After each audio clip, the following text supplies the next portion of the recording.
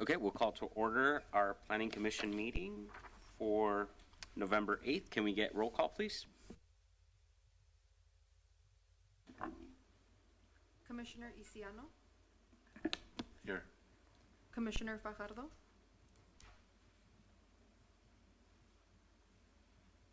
Commissioner Fajardo absent, Commissioner Lopez, Here. Vice Chairperson Franz, Vice Chairperson Franz absent, Chairperson Rodriguez Ceja, Present.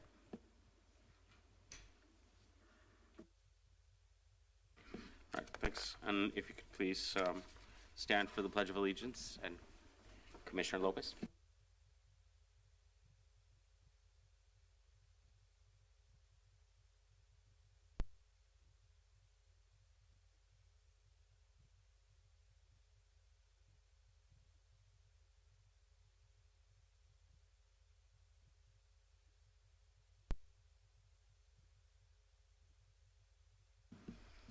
Great.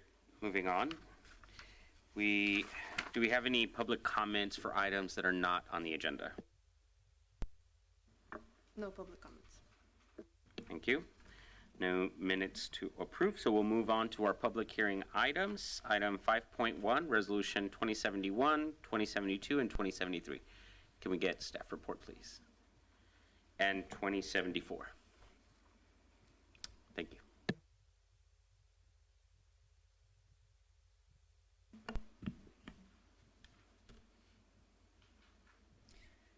Good evening, Commissioners. Kendra Reeve, Principal Planner. Tonight I'll be presenting the Greens at Indio project.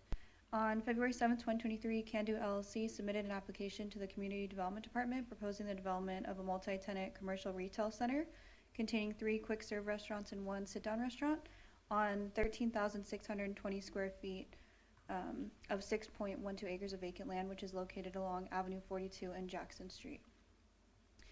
The project application includes a general plan amendment, a zoning text amendment, tentative parcel map, and planning review with associated environmental documentation. The proposed project also includes surface parking, landscaping, and off-site right-of-way improvements along Avenue 42 and Jackson Street. The project proposes the construction of a multi-tenant commercial retail center. Specifically, the project would include 3 drive-through fast food restaurants, including Chick-fil-A and Dutch Bros Coffee. The third drive-through fast food restaurant tenant has not been identified at this time. The 3 drive-through fast food restaurant buildings total approximately 9,870 square feet. The project also proposes the construction of 1 3,996 square foot sit-down restaurant. The sit-down restaurant design includes an outdoor patio which opens out onto the adjacent Indio Municipal Golf Course. Additionally, the project would include surface parking, landscaping, and off-site infrastructure improvements.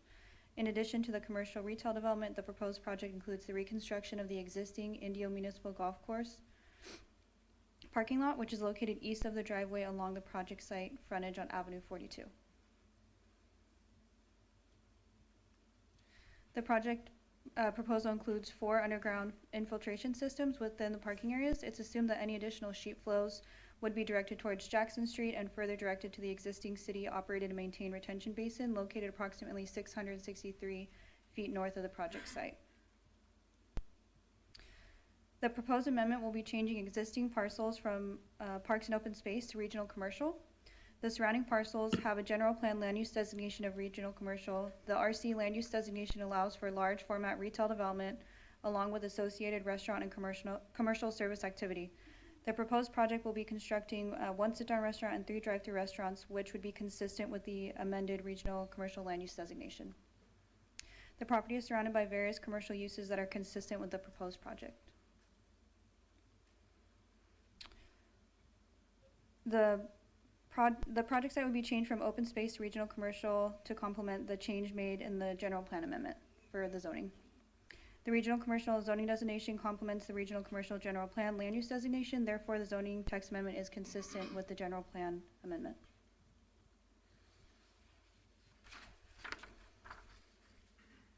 On November 11th, the City Council approved the land swap agreement with the developer, which is reflected here in these figures. If you would like more information on that, Assistant City Attorney Jillian Martins can answer any questions for you related to that. The applicant will be developing 4 buildings on the project site. The proposed buildings are designed in a contemporary style that will utilize various mixes of cement, plaster, metal, glass, and aluminum clad to construct the interior and exterior designs. Building 1 is located at the northwest corner of the project site. At the time of the publication of the staff report, Building 1 does not have an identified end user and will be developed utilizing a neutral color palette. Building 1 will have a Coronado ledgestone accent pieces along the exterior walls, bronze aluminum window awnings and drive-through canopy, and plaster wall facades. Building 2 is the proposed sit-down restaurant with patio and will be located at the northeastern portion of the project site. The proposed building would be constructed utilizing stone veneer, Coronado ledgestone, bronze aluminum, and various shades of tan plaster. The proposed building will have large glass windows that span across the eastern side of the building. There will also be large windows located on a portion of the southern and western sides of the building. All windows will have bronze aluminum window awnings, and the outdoor patio will be located on the eastern side of the proposed building. The patio will have a plaster and aluminum clad covering that spans the entirety of the eastern side of the building, and the building would be of various cohesive earth tone colors.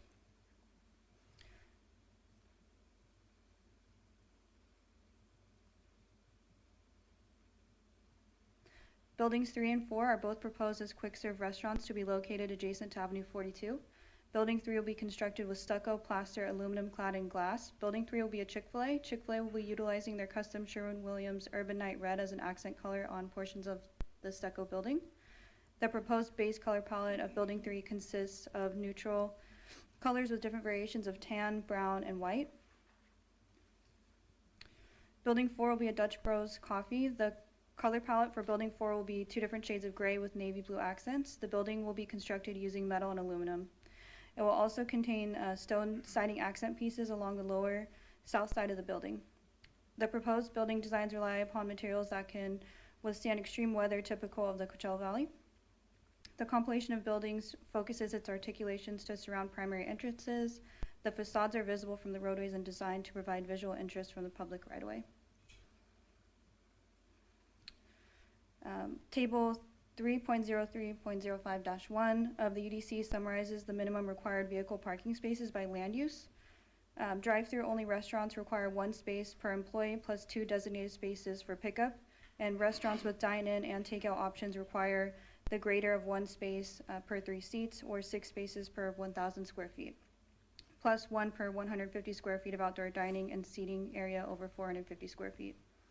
As such, the proposed project is required to provide a minimum of 115 parking spaces. The proposed project includes 240 parking spaces, including 14 ADA compliant spaces, which exceeds the minimum required parking for the proposed use. The applicant proposes landscape areas along the perimeter of the project site within parking areas and adjacent to walkways. Shade trees will be installed in medians and parking areas to provide natural shade for vehicles. Landscaping throughout the project site consists of primarily desert and other low to moderate water use plants. The plant list includes, but is not limited to, blue palo verde, smooth agave, Texas Ranger, and red yucca. The pictures on the screen show renderings of what the sit-down outdoor patio area would look like.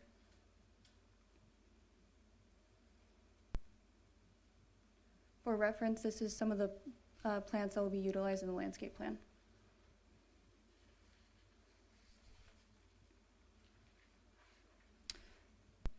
The proposed subdivision is consistent with the general plan as it meets the Regional Commercial Land Use Designation and the Unified Development Code Regional Commercial Zoning Designation. Further, the subdivision of the parcel will not conflict with easements acquired by the public at large for access through or use of property within the proposed parcel subdivision, as all such improvements will be constructed in a manner that adequately supports the project. The required conditions of approval prevent the project from being detrimental to public health, safety, or welfare, and ensures the protection and promotion of public health, safety, and welfare, and that the conditions prevent material injury to properties or improvements in the vicinity.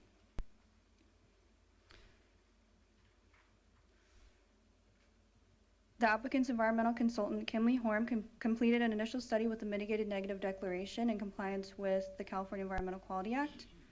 To adequately analyze the project's potential impacts on the environment, the ISM&D determined that the project could have a significant effect on the environment, but there will not be a significant event in this case because revisions in the project have been made by or agreed to be made by the project proponent. If approved, all mitigation measures identified in the ISM&D and adopted by the city will be identified in a mitigation monitoring program to define the timing and other requirements for implementing these mitigation measures as the project is developed over time. The proposed general plan amendment is in conformance with the goals, policies, and objectives of the City of Indio General Plan 2040. The proposed zoning code amendment is consistent with the general plan and is internally consistent with other applicable provisions of the code. Tentative parcel map 38632 complies with the Subdivision Map Act. The approval of the planning review is contingent upon the approval of the general plan amendment and zoning code amendment. The proposed project is consistent with the City of Indio General Plan land use designation of regional commercial. The proposed project is also consistent with the Unified Development Code zoning designation of regional commercial. The project has completed an initial study with mitigated negative declaration in compliance with Section 15074 of CEQA. And with the application of relevant conditions of approval, the project can be approved. Conditions of approval are binding and must be adhered to. I'm available to answer any questions that you may have, and the applicant is also available for questions as well. Great. Thank you very much. Any questions for Kendra? I have a question. Please. Can you walk me through last week's land swap to help me better understand what? Sure. So the parties being the City of Indio and the proposed developer, Can-Do, they executed a land swap agreement, which would exchange a couple of parcels, some owned by the city, some owned by Can-Do, to make the site more appropriate for this development, as well as to encourage some of the goals that the city has for its golf course, including the renovation of its yard and maintenance area, as well as requiring the redevelopment of the parking lot that serves the golf course itself. Currently, the parking area that's utilized kind of straddles the line between parcel owned by the city and parcel owned by now Can-Do LLC. And so the proposal included the development of a brand new parking lot as part of the parcel exchange, as well as, again, the exchange of the exact same amount of acreage or square footage. And included in this, the proposal here, the general plan amendment as well as the zoning amendments, the amount of open space zoned land would remain exactly the same, because again, the square footage that is exchanged in the parcel exchange agreement is exactly the same. So that redesignation of our parcels into the commercial uses would allow for some continuity with this development, and then the exchange of their parcels into city parcels would allow for, again, the redevelopment of a parking lot that serves the golf course, which is exclusively on city land and is constructed with the funds from Can-Do LLC. Again, it's in the conditions of approval for this project, as well as in the parcel exchange agreement that was executed by the city and Can-Do at its November 1st meeting. So essentially that parcel exchange is a 1-for-1 to basically move forward the goals of both parties. So basically, we're just getting a parking lot. So we're getting a parking lot as well as an area to redevelop our yard and maintenance location. And the amendment, we're going from open public space to the parking lot and to allow for commercial zoning. So the parcels being exchanged, again, because they're of the same size, currently zoned as open space, would be rezoned as commercial. But the other parcels, again, which are currently owned by the developer, would become, and pursuant to the parcel exchange agreement, would become city parcels, would then be rezoned as open space. And I don't know if we have a picture of the actual parcels, but they they are still view corridor areas, as well as, again, the parking lot making the access to the golf course much easier, and having greater access is a goal of an open space zone. Okay. So, I'm Yes. sorry, I don't have like that exact presentation in front of me. That's so- okay. But yeah, I think we get it. We're getting so the city council decided that they're going to swap land, take away some parks and open space land, turn that into a parking lot, and also that the other side could be turned into commercial, more or less. We're basically losing, if I can, Please. Chair. So we're basically losing open space. No, we're not losing open space. It's going to be a 1-for-1, so everything's going to remain exactly the same. You're just moving where they're located. And so, just to be clear, the parcels that we're discussing that are currently open space and are being exchanged are currently, in at least some areas, being utilized for parking. So it's not as though we're taking these open space parcels, making them into commercial parcels, and then accepting in exchange parcels that are designated open space but are being used in a very different manner. Those parcels, and again, it's a little bit hard to see on these maps, but they're going to be utilized for a fairly similar usage. The parcels that we're receiving from Can-Do and that will be designated as open space, they're adding some along this diagonal. I don't know if you can see between the red and green. Along this diagonal, one of those parcels is currently owned by Can-Do and will become part of the city's land mass, and it'll be contiguous, as well as, again, a location for us to redevelop our maintenance and utilities area, which apparently is something that has been something the city has sought to do for a while. And as noted, the area that's being used currently for parking is not 100% city parcels. And so the parcel exchange would make that parking area both redeveloped as well as contiguous and owned by the city. So those open space parcels, again, are currently being used in not 100%, but some of them are being used for parking now. And it would essentially, the exchange helps to create a more consistent line, as well as within that parking area, it would be redeveloped, and there would be landscaping, as well as it would be owned by the city and could be utilized as such on a going forward basis. So this is really just a formality. This was already done by City Council, this swap. This is coming to us so that we can approve that amendment so that things can just run. But this is already like in motion, right? Like, well, so the parcel exchange agreement was approved by the City Council on the 1st, but the actual development that's being proposed this evening was not approved. The only thing that the City Council considered at its meeting on the 1st was whether or not it was in their mind, in their best interest, to exchange these parcels that would allow for this development and would allow for the building of a new parking lot.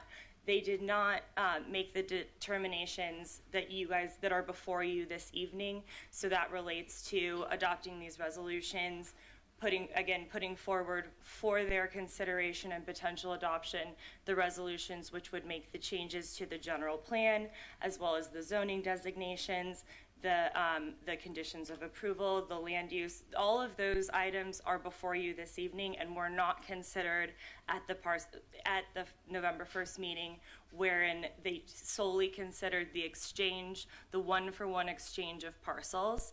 Again, I think it's clear, or it is probably fairly clear, that their intent is within that exchange is that the one-for-one goes along with this development as well as the rezoning in order to maintain those designations and their uses. But again, the project itself has not yet been considered in a substantive manner, in the manner that you guys are considering it this evening.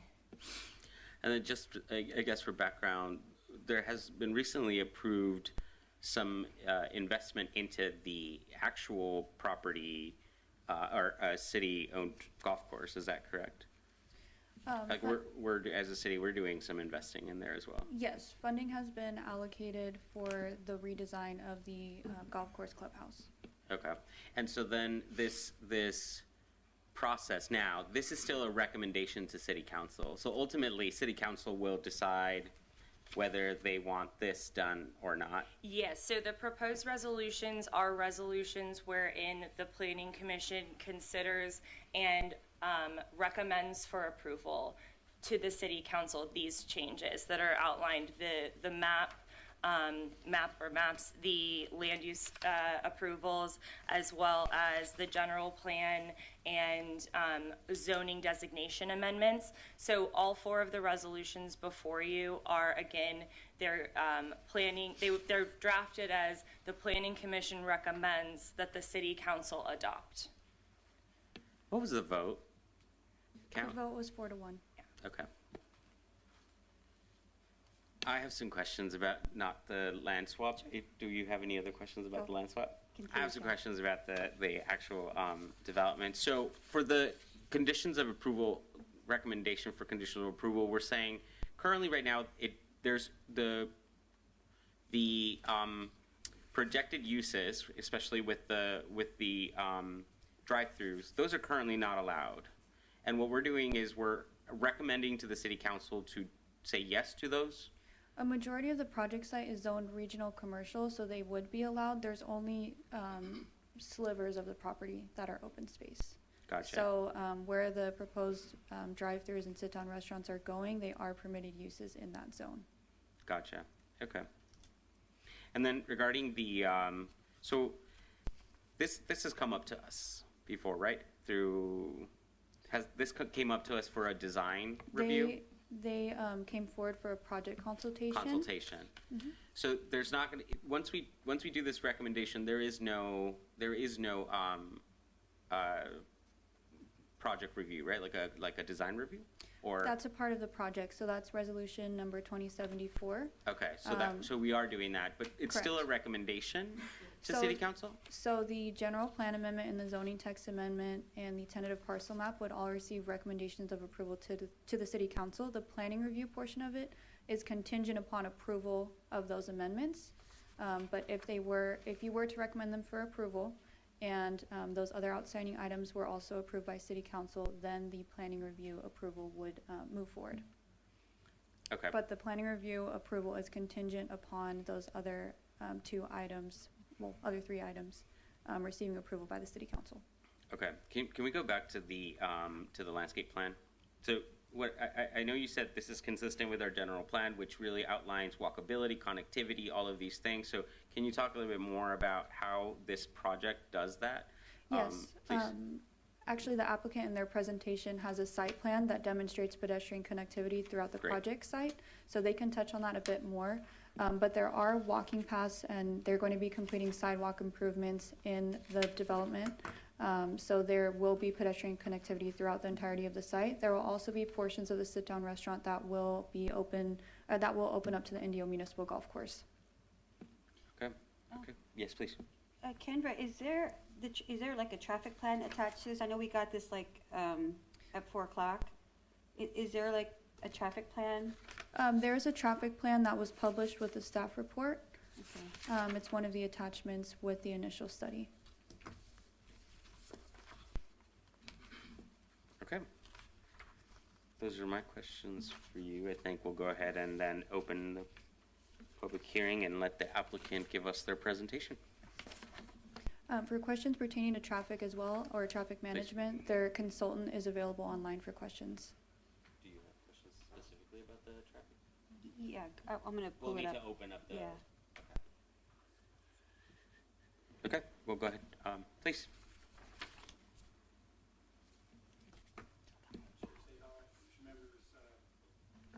Chair Sayat, Commission members, good evening. Thank you for the opportunity to address you this evening. I don't know where to start. That was a lot of conversation leading up to this. So, you had a very comprehensive report provided by staff. Thank you, Kendra, for that. So there may be a little bit of redundancy in what we want to present to you this evening, but maybe it may clarify a few things as well. So first of all, with regards to project location, I think we're all familiar with the location of the project site, but I want to mention, first of all, my apologies. I'm Les Johnson with TMB Planning, representing Can-Do LLC. We also have in the audience Tom Carpenter and Matt Rillick from Can-Do LLC, and then we also have a few of our consultant members and representatives from Chick-fil-A online as well to answer questions should that need be there. With regards to the project location, I just want to mention very quick that this corridor obviously is a very important commercial corridor for Indio, the Jackson Street corridor, a commercial corridor, and our site is at the north end. It's basically the end cap, if you will, the north end cap of that commercial corridor. And as you can see here, this isn't even listing all of the businesses. It's a bit outdated with some other new ones like Texas Roadhouse and a few others that aren't even on here. So it's a very active a location we see this end cap that we're proposing to you as a way to kind of finish that off, if you will, within that corridor. The existing site is, as was mentioned, about 6 acres in size. It's vacant right now, with the exception, as you can see off of this site plan in this aerial, the majority of the existing golf course parking lot is on private property, as you can see there, and as was discussed as part of the land swap and whatnot, that would be relocated further to the east on that dirt lot there, just east of the main entrance, the signalized entrance there off of Avenue 42. Again, we have access for this site off of both Jackson and Avenue 42 as it wraps around AutoZone and the AMPM. I don't want to confuse this, but just very quickly, I want to mention with the general plan that really the general plan land use designation and all the great work that was done to get that document through represented the regional commercial property basically correctly, with the exception being the existing maintenance yard and the expansion of that maintenance yard that's based upon what that land swap. So it really already took into account the commercial area where the existing or the majority of the parking lot is for the golf course. That's already in the regional commercial general plan land use designation. However, and here you can see here what's being proposed with the amendment. It really is that north crosshatched area that would be the general plan amendment area. When it comes to the zoning, that's where there's a little bit more of a complexity, because the zoning is not representative or in line directly with the general plan. So you have the parcel, as the reference here is parcel 2, is currently parks and open space. So it's inconsistent with your general plan, and that would be corrected with what's proposed. And so both of these properties as crosshatch would be a part of the change of zone. The most northerly portion of that would be going from a regional commercial to parks and open space, and then the other property there to the east would be going from parks and open space to regional commercial, consistent with the general plan. So what are our core objectives in bringing this before you? Well, obviously, we want to be able to complete the development of this 6-acre property. It's had quite a bit of history, quite a bit of ideas and thoughts over the last, 15 plus years that it's been considered, and we're hopeful that what's proposed before you will take care of that by bringing in what we view as best-in-class tenants. We have 2 signed tenants right now. We'll talk about that a little bit more. You've already heard their names. We have a quality sit-down restaurant proposed, and hopefully a high-quality final tenant for that 4th spot as well.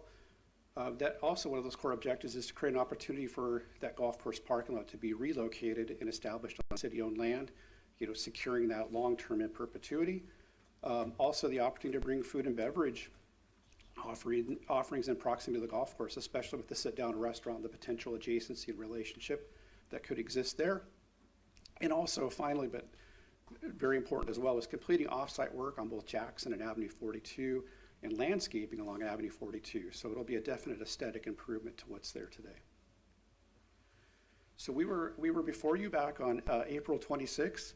We very much appreciated the time that we had before you and the feedback that we received.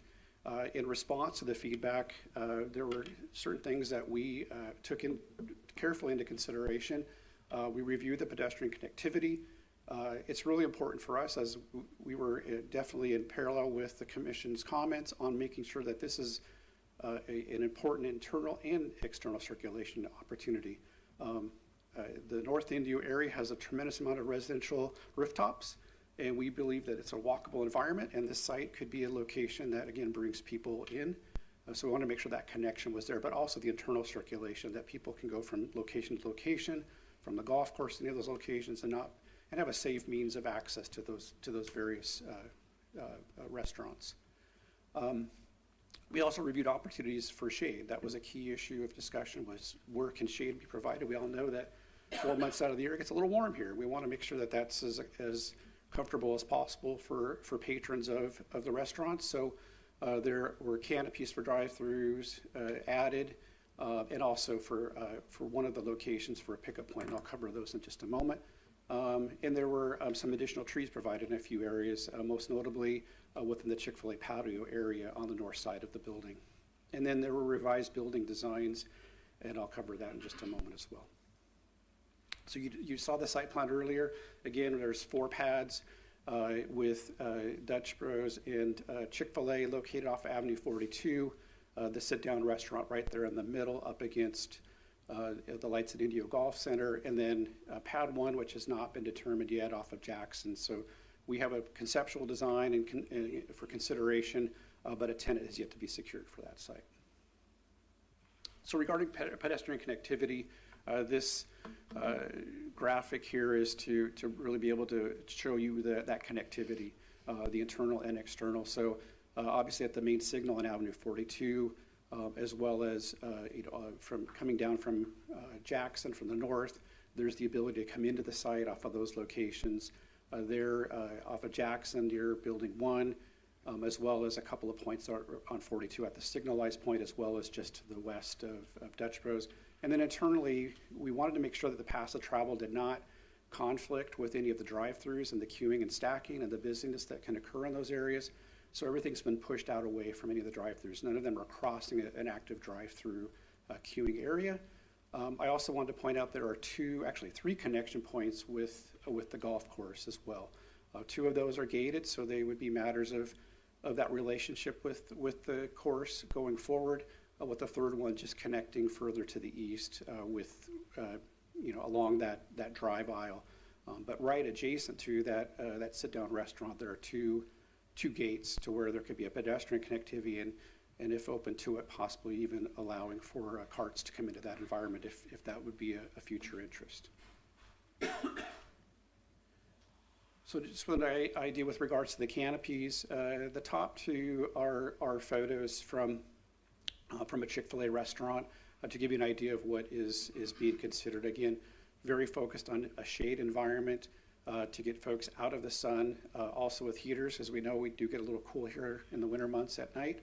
So we want to make sure it's a comfortable location for those employees that are out there taking orders, as well as those that in their cars that are waiting to give their orders and pick up their food. The illustration on the third item there on the bottom is a concept for the shade canopies that would be used for the Dutch Brothers establishment there. And those would be, again, at the point of where the orders are being taken. So typically during busier times, they have staff out there taking orders, usually a handful of cars in advance of the actual pickup window, and that would be the location where they would be stationed. I know you already saw the elevations. I really have nothing more to add to those. We went with a desert contemporary design. I do want to point out, as you see all of these, that after the April meeting, we went back and wanted to make sure that with material and colors, there's consistency, but again, some unique design characteristics for each building so they don't look exactly the same. But we also want to make sure, like for example, the stone being used is the same stone on all buildings. Some of the colors are the same colors, but yet there is an architectural variation that it provides some creativity at the same time. And here with Dutch Brothers, I do want to point on the Dutch Brothers, if you notice, there's a large outdoor canopy area There is a walk-up window that'll be on the west side of the Dutch Brothers. There's a large outdoor canopy area for those walk-up patrons to get out of the elements and be able to stand under that canopy. And again, this is for building 1 that does not have a tenant yet decided upon, so there may be some variations as that tenant is secured, but this is a general design characteristic that we would want to see carried forward as that tenant is secured. And with the sit-down restaurant, as we've mentioned before, and as staff noted, this is really focused in on probably almost an equal amount of outdoor as indoor space. We believe that this will be a great restaurant. It's not very large in size, but it'll be very functional, with again a big focus on that outdoor dining and experience as it faces towards it fronts up against the golf course. So it's a beautiful golf course. There's really nice views from that location, and we want to be able to take that into full consideration. So not only the orientation of the building, but also the architectural treatment and the landscape architectural treatment around it, we believe will create a wonderful dining experience year-round. And again, here is the illustration. You saw those earlier. Again, just a very strong emphasis on that outdoor experience. Great indoor design too, but outdoor, we need to embrace the outdoor opportunities as much as we can here in the desert. And with that, I just wanted to conclude by saying that we're excited to bring this project to Indio. We think it's not only for the benefit of identified future buildings and those tenants, but also for the improvements that are to be made to the golf course, both with the parking lot and with the expansion of the maintenance yard. We've also reviewed the conditions of approval. There were some revisions that you received, and as amended, we are in agreement with those conditions. And with that, that concludes my presentation, and myself and the team are happy to answer your questions you may have. Thank you. Thank you for that presentation.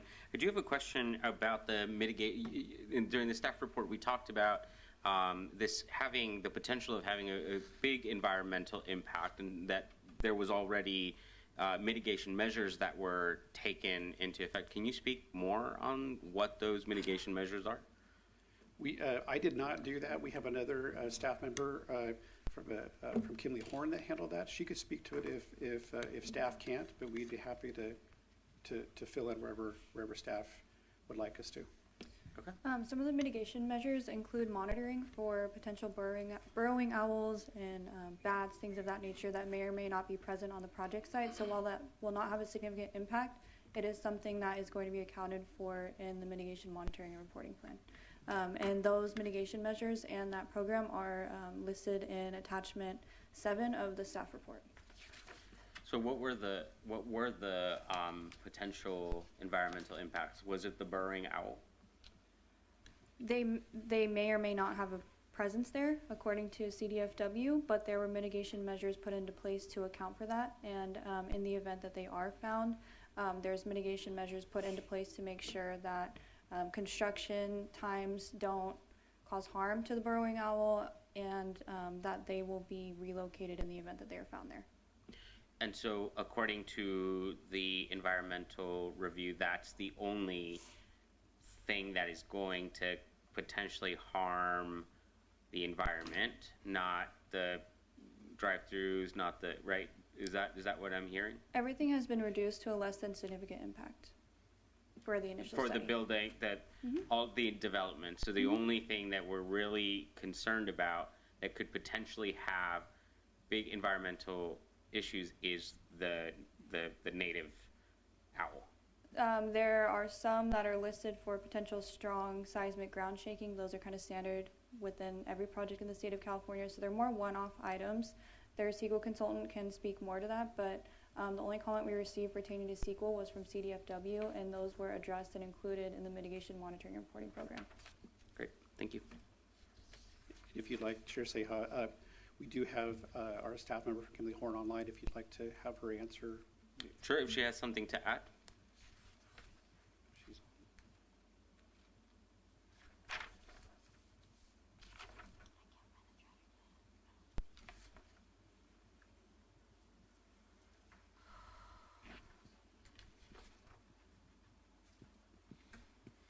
Good evening, members of the Planning Commission. My name is Dana Privet with Kimley Horn. Our firm prepared the initial study, mitigated neg deck, on behalf of the city of Indio. As Kendra mentioned, there were some potential impacts identified associated with build out of the project site. Overall, those are fairly limited. There is mitigation measures identified for potential impacts to biological resources, some which you may find on most or any kind of project that might have a tree where you could have, for example, nesting birds. All of those mitigation measures, I would say, are pretty standard.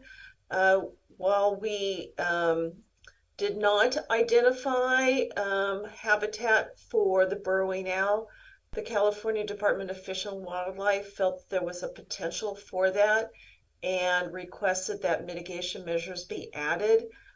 Those are included as part of the mitigation monitoring program. The only other mitigation measures were associated with potential, not known, but potential impacts to archaeological, tribal, cultural, and paleontological resources. They're based on records review. There are no known resources, either from a cultural or tribal cultural perspective, but it's typical process to, and the tribes asked for monitoring during site disturbance areas, which are included in the mitigation monitoring program. The same would be the case for any disturbance for paleontological resources. There are no known resources there. But in an effort to be proactive about it, those mitigation measures are there. With respect to the other topics required to be addressed under CEQA, from air quality all the way to traffic and public services, etc., no impacts were identified, therefore no mitigation was required. And as Kendra said, we only received the one letter from an agency, the CDFW, which is the California Department of Fish and Wildlife, and their comments have been responded to in writing, and applicable mitigation measures were included in the mitigation monitoring and reporting program. Be happy to answer any other questions you may have. And for the Commissioner's ease, it's pages in your packet. It's pages 1484 to 1486.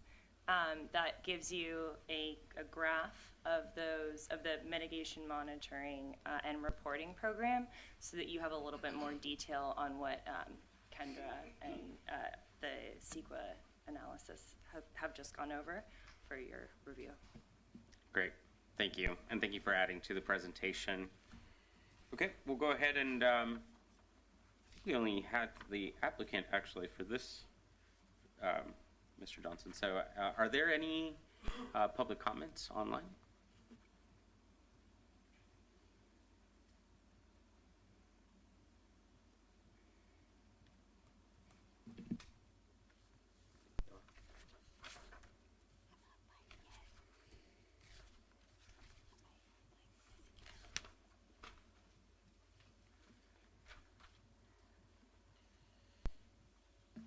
We have a public comment from Bruce Bauer.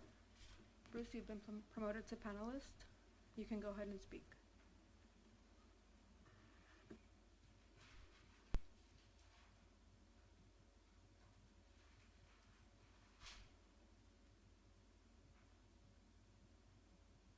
Hello.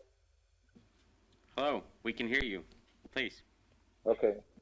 Hi, my name is Bruce Bauer, and I'm an attorney that represents a group called Residents for Open Space, which is an association of concerned Indio residents regarding this project. I don't know if you received my correspondence of October 26th or not, if that's in the packet before you, but we wrote an extensive letter concerning our this particular project, and I'm concerned that we did not receive proper notice. I'd asked the chief planner for the project, city clerk, to notify me of any public hearings concerning this matter, and no notice was given to me.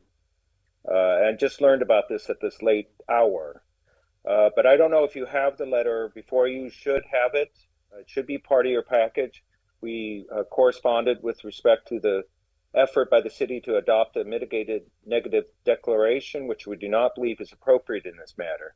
Chief of the concerns that we have about this project is that it proposes to sweep away valuable open space in the city.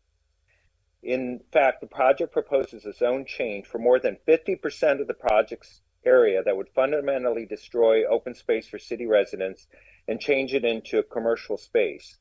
Destruction of any open space in the city should not be allowed to stand without substantial justification for the loss of the same, and it should be studied extensively before that is to occur. What is more troubling here still is the fact that the city has apparently offered the applicant a land swap agreement to facilitate the development of this project. When we had requested on 2 prior occasions public record requests for information about that land swap agreement, we were told there was no information. We didn't obtain information until that document went to the city council on November 1st when the agenda came out, and we were notified by the city that it was adopted on the same day the agenda went out. They refused to disclose the terms of that land swap deal.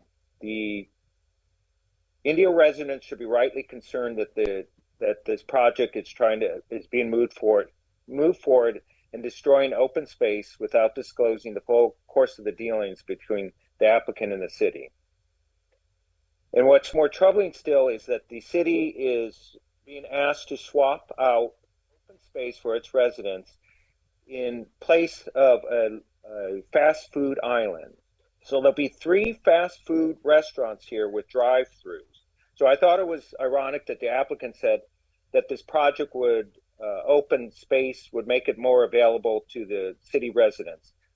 Just the opposite of it is occurring here. We're going to have an island of fast food restaurants where open space should be. And the concern that the city should have is that the general plan does not allow for it. The general plan specific references to health concerns in the general plan. In particular, the city residents, the health of the residents is discussed, and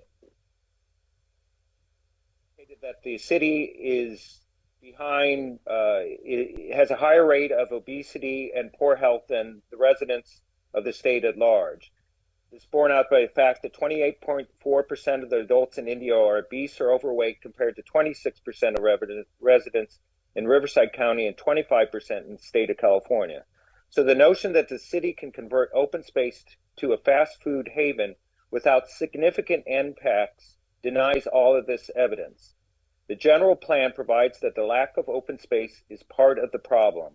In fact, the general plan provides, while approximately 1/3, 33.5% of Indio residents report walking at least 150 minutes a week, a limiting factor to physical activity levels is restricted access to public, recreational, and open space. So you have a contradiction in terms of this project's goals and the general plan. And in fact, this applicant, if it's moved forward, is requiring an amendment to the general plan. The general plan cannot be taken lightly, any amendment to it. The general plan is the constitution of the city. And so this applicant is asking for major changes from the city, from this project. So we request that the city either adopt or require that the applicant undertake a full-blown environmental impact report analysis so they can compare the environmental impact that this project is going to entail and align and see how that aligns with the city's general plan, or they deny this project outright. Otherwise, this matter should be continued to a further time so that residents of the city that can vet this matter more thoroughly and the residents can be heard. Thank you for your comment. We're out of time, so we appreciate you calling in. Thank you very much. Do we have any other comments? There are no more comments. And no one present to speak on? Okay. Okay, so are there any more questions for the applicant after the comment we just heard? Or for staff? Actually, Kendra, it might be helpful to understand the, were residents in the area notified about this? What is our process to do that? And, you know, it was concerning, you said, I asked for some notice, and so it would be good to understand what does our process look like, and can we respond to some of the things that were brought up as potentially shortcomings on our end? I'd like to understand. A public hearing notice for the project was published in the Desert Sun on October 26th. A public hearing notice was also mailed to property owners within a 500-foot radius of the property in accordance with section 06.03.08 of the City of Indio Unified Development Code. All residents within that 500-foot radius, residents or property owners within the 500-foot radius were also notified, along with other interested parties like CDFW, the tribes, those entities, to comply with CEQA as well with the notice of intent circulation. So.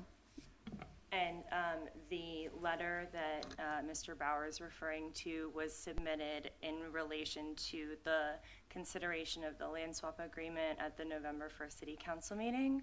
It was not submitted or resubmitted to be included in this to be considered, for this particular hearing this evening.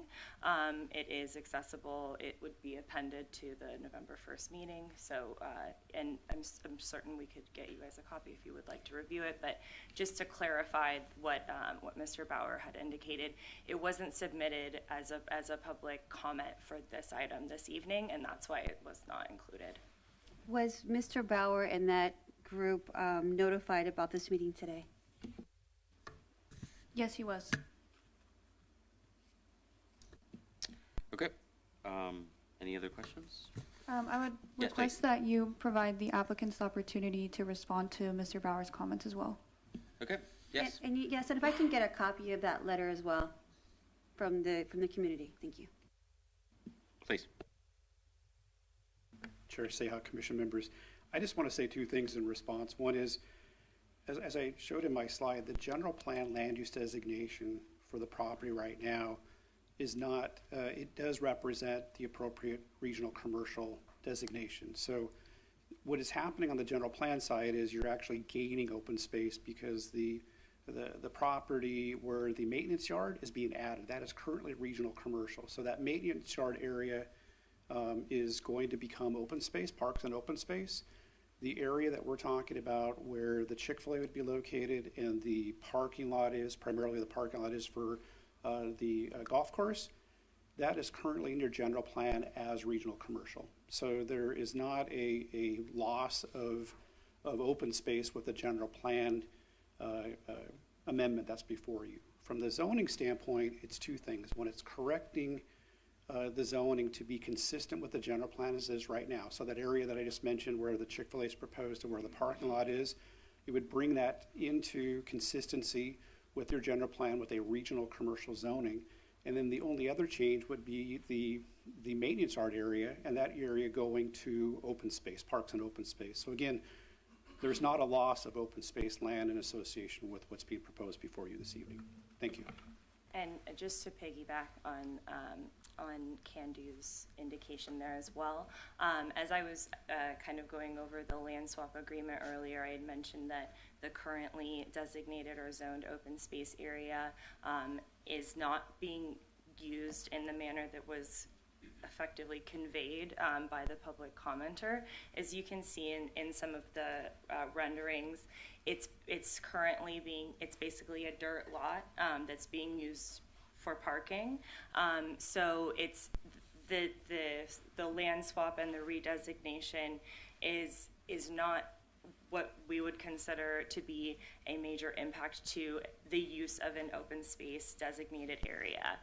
It's much more, as the applicant has indicated, a realignment of again, the exact same amount of space and the designation, as well as a parking area, a redone parking area being located exclusively on city property for access to the current open space, which includes, of course, the golf course. And you can see in the designations and also in the general plan, increasing access to open space areas is one of the major goals of that general plan, and that parking and adding the ability to access those areas is one of those goals. And you can see that in both the staff report as well as the resolutions. They reflect that, and we could certainly go into more detail if you would like us to, but we just wanted to make sure that that was clear. Yes, thank you. Okay, we'll go ahead and close the public hearing and open up for deliberations. Any comments from the commission? If I can have the applicant's traffic plan consultant kind of walk me through this, because I still have some unanswered questions in regards to how they came about with this traffic plan and study. So we'll need to reopen the public hearing. So we'll go ahead and reopen the public hearing, and then is the traffic study consultant here?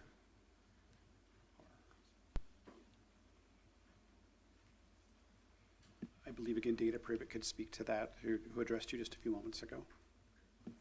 Okay. Did you get a chance to hear the question from the commissioner? I'm sorry, what was the name of the pleasant person? I'm sorry. Again, this is Dana Privet with Kimley Perfect. Horn. Thank you, Ms. Privet. Just as a point of clarification, our firm did not prepare the traffic report, but we'll be happy to try to answer any questions you may have. Go ahead and go, but it's my deliberations. Thank you. Okay. All right, thank you very much. We'll go ahead and close. Yes, please, Kendra. Sorry, one quick thing to add. The City of Indio's third-party consulting traffic engineer reviewed the traffic management plan and the focused traffic study that was prepared by the applicant, and he found that it was consistent with City of Indio standards. Great, thank you very much for that information. Okay, we'll go ahead and close the public hearing and go ahead into deliberations. Commissioner Lopez, any comments?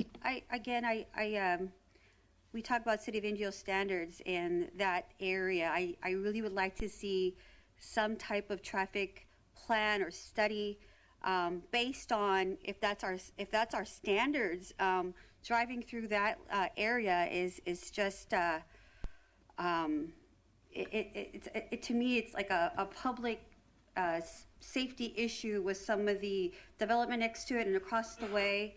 And I don't feel comfortable moving forward, Chair, and I just ask for continuance until I can, and letting the other applicant, the folks that wrote in, I didn't see a copy of that letter, and perhaps maybe a full environmental impact report is completed.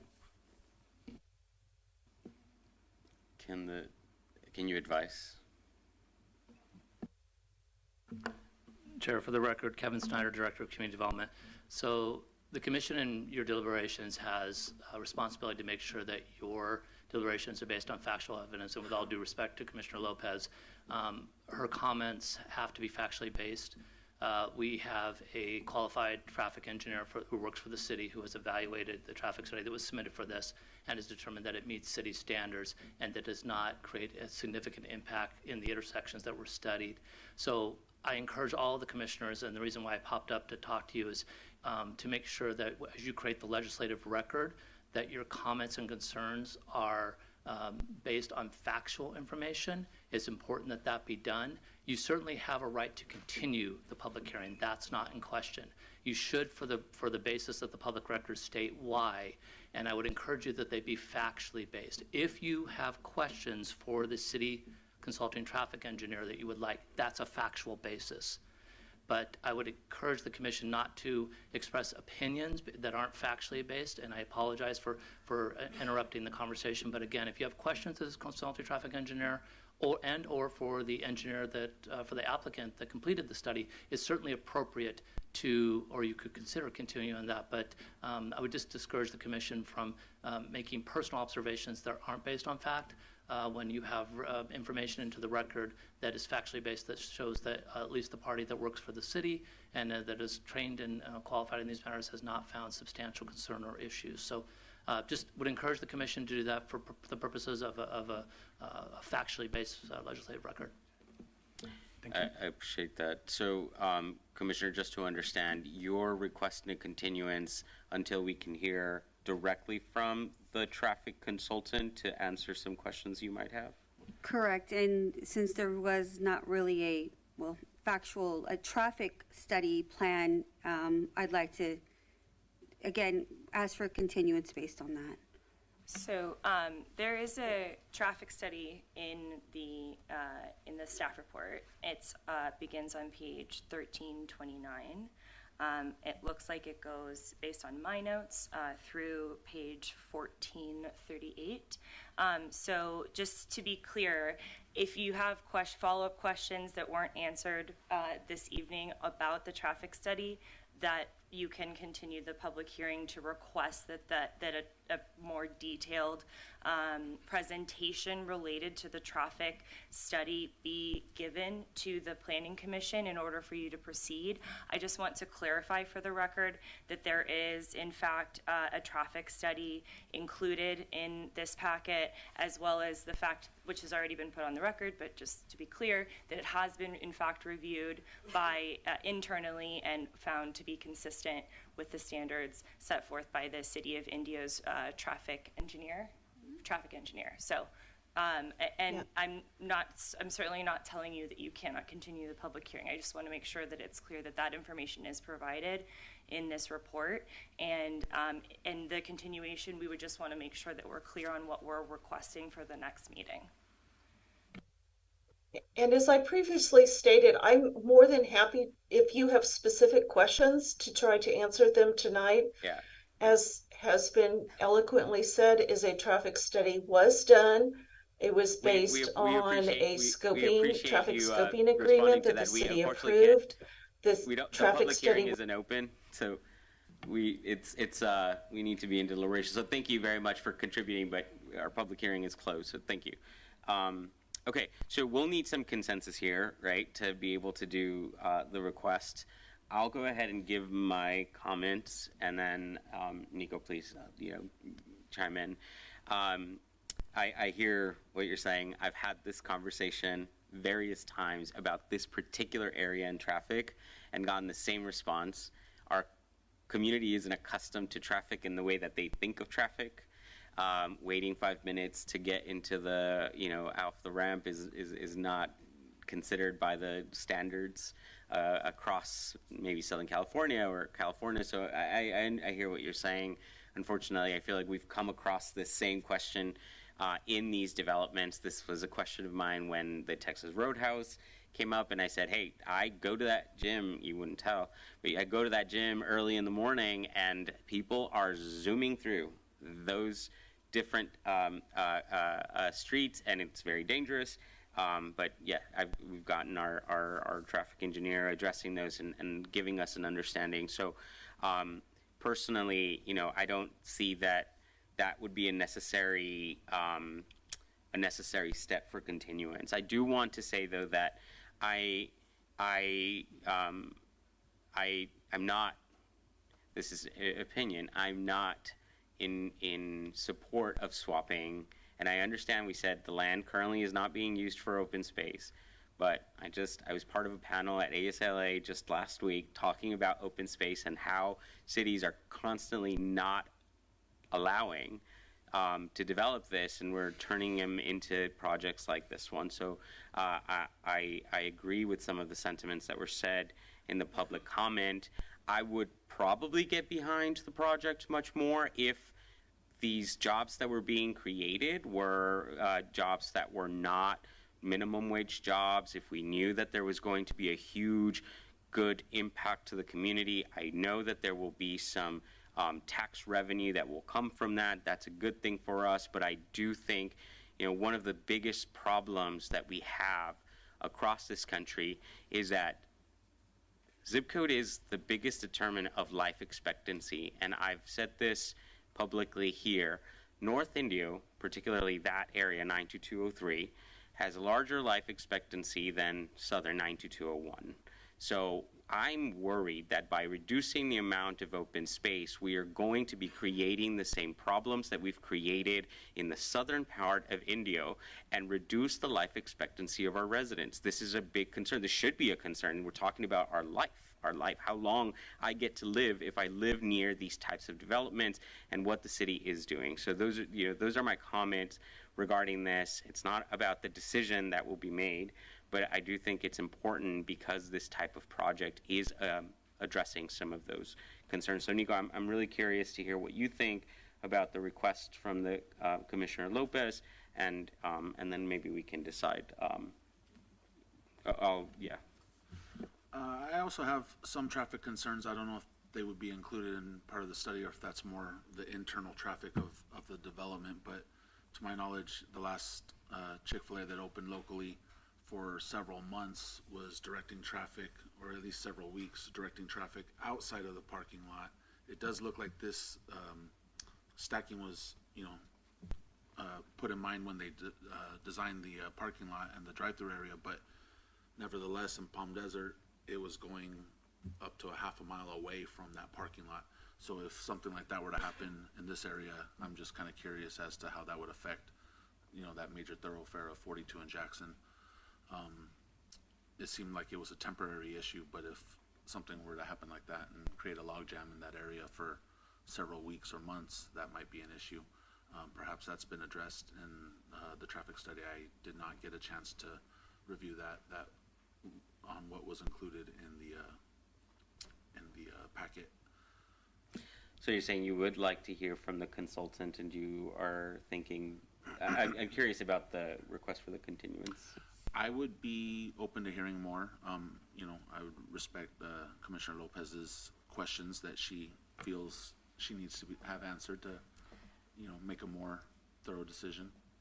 There is there's a queue analysis in the included traffic study, and that is on pages I believe it's 1335 through 1336, and this is just my initial review, but just as to the specific question that you're asking as it relates to Stack Up, it looks like it was considered, and the information is provided in this packet. Again, if there are further questions, there are further questions, but it is in here.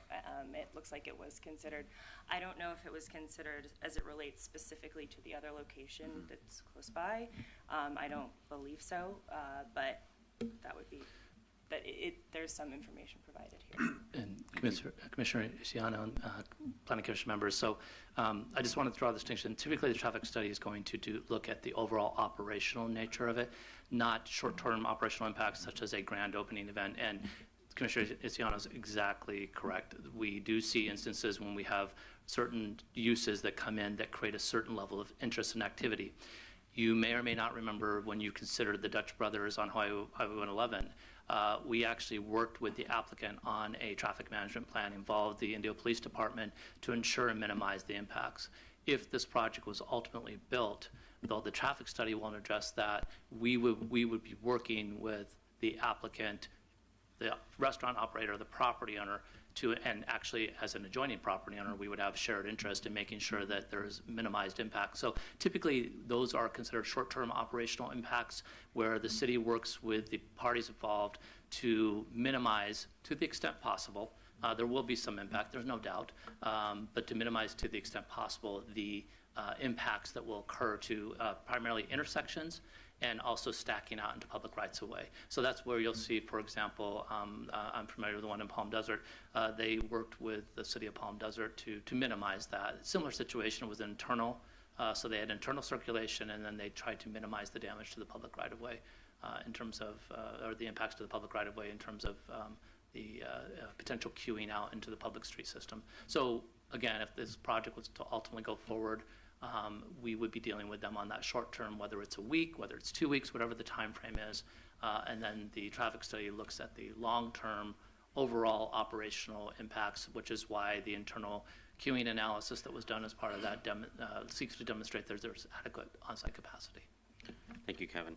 And my apologies. Yes, please. I just wanted to say I spoke with the developer, and on Mr. Snyder's train of thought, we could also include a condition in the resolution indicating that we would work together to make sure that we had a traffic plan for initial impacts or a grand opening type of scenario, so that we make sure that, again, that would be a requirement within the resolution, that they work with us to address any potential concerns and make sure that, again, whether it's a grand opening event or for a short period of time when it first opens, that we're working together and keeping the lines of communication open, potentially having a specific plan, not a specific plan of 2,000 pages, but a specific plan to work together to address short-term, large traffic impacts that are potentially created by the opening of the Chick-fil-A, for example. So I spoke with the applicant, and they would be open to the inclusion of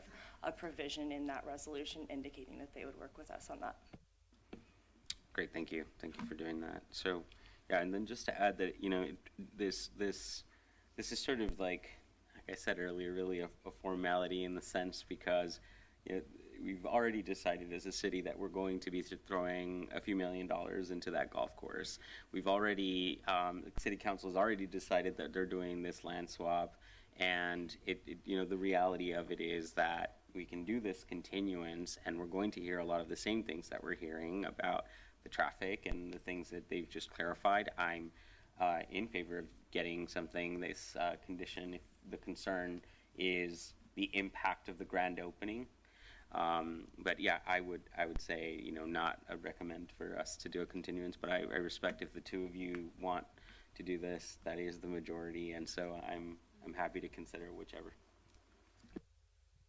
Or I can entertain a motion.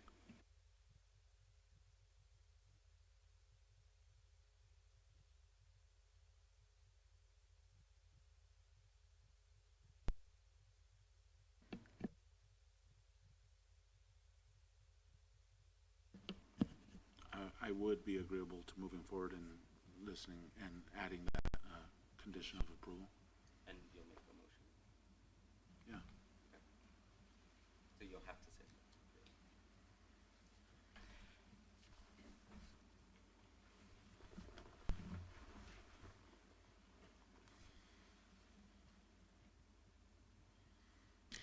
And again, the final say is the City Council. We're making a recommendation for the amendment or doing the review of the plan. That falls on us.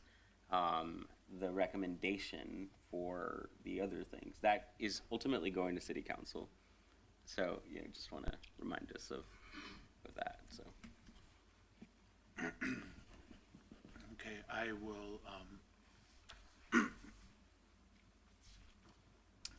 make a recommendation to approve resolution number 2071, 2072, 2073, and 2074 with the added condition of a plan to help mitigate short-term potential traffic issues. Recommending City Council conditional approval of general plan amendment, zoning text amendment, and tentative parcel map number 38632, and conditionally approving, we already said that, resolution number 2074 for planning review for the development of multi-tenant commercial retail center comprising 13,620 square feet, on which will be developed on 6.12 acres of vacant land located along Avenue 42 and Jackson Street.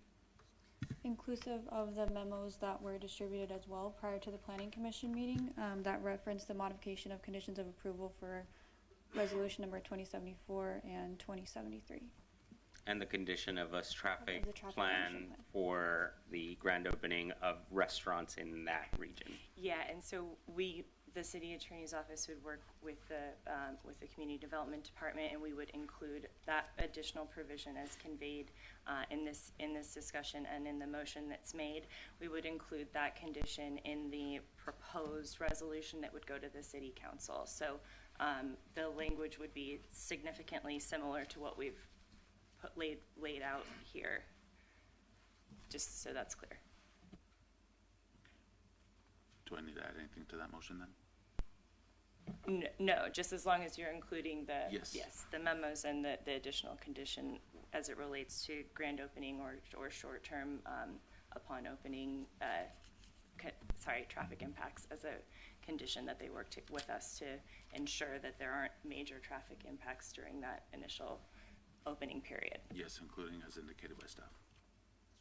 Okay, can we get a second?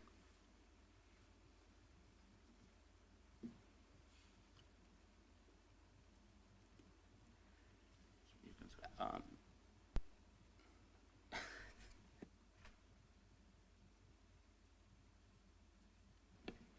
I don't know at this process. So if so what happens if there's three of us now, and no one is encouraged to make to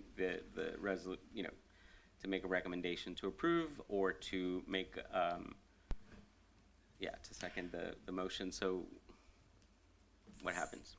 So the commission has the option of taking action, which is either, someone seconding this motion or making a substitute motion to continue the public hearing for consideration of additional evidence.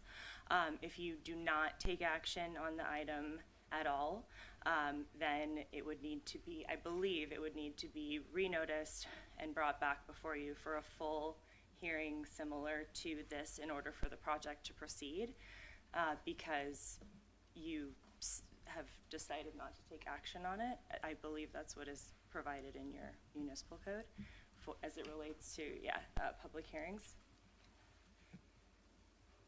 Just to continue the conversation with the Assistant City Attorney.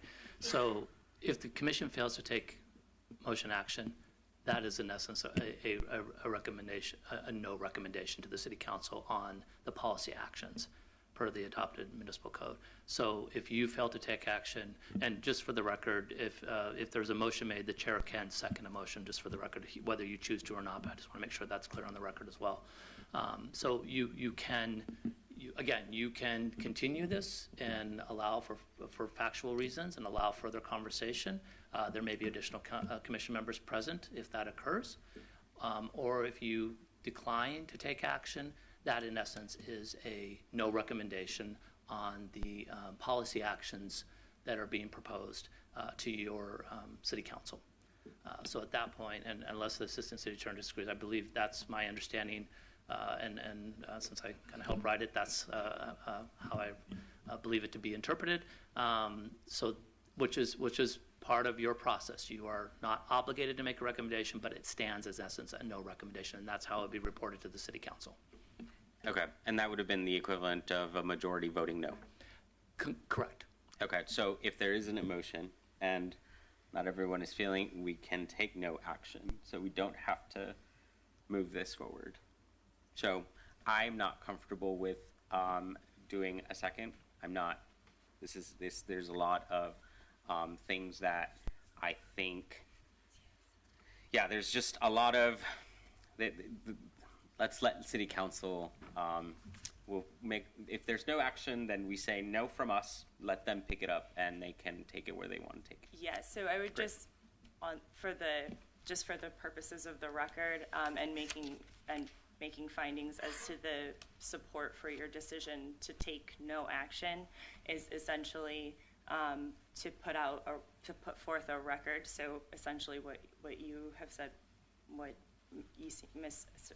Commissioner Isiano has said, what Commissioner Lopez has said, and so the information that you've conveyed here is the reasons that you have decided not to take action on this item, and you're aware that is effectively the no action is effectively a no vote.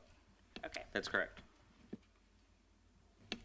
Okay, well, thank you. We'll move on to item 5.2, resolution number 2075. Can we get staff report? Yeah, sorry, did I miss a step? You guys took action on the portions that need to be recommended to city council, but you still have to make a decision on the planning review planning review, portion yeah, of the that's right. project, since that stays at planning commission level. Correct.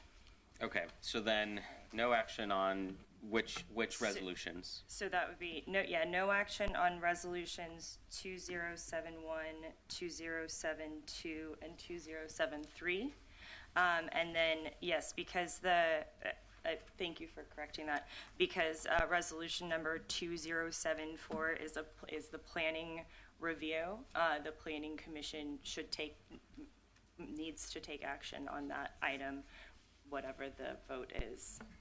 And again, with 2074, whatever you decide will be contingent upon what then takes place upon city council. So if city council does not move forward, then the approval or approval will be null and void, if you guys were to make that decision to move forward with approval for that portion of the project.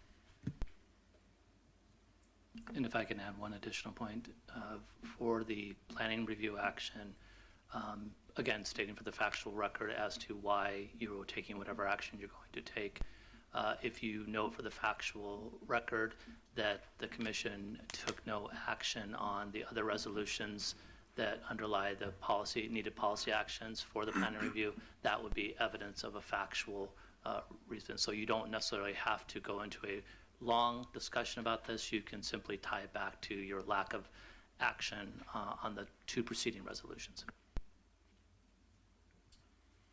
Sorry, the three preceding resolutions. All right, so maybe it's worth a deliberation over this. I heard from the applicant when they came to the design review, and we talked about shade as a very important feature that needed to be there, walkability, connectivity. It sounds from the presentation those concerns that were brought up by the commission were addressed, and that staff has been working with them to make sure that all of these things are in line with our general plan. So those are my comments regarding that particular resolution, even though we're not taking action on the next. So I'm willing to entertain a motion for resolution number 2074.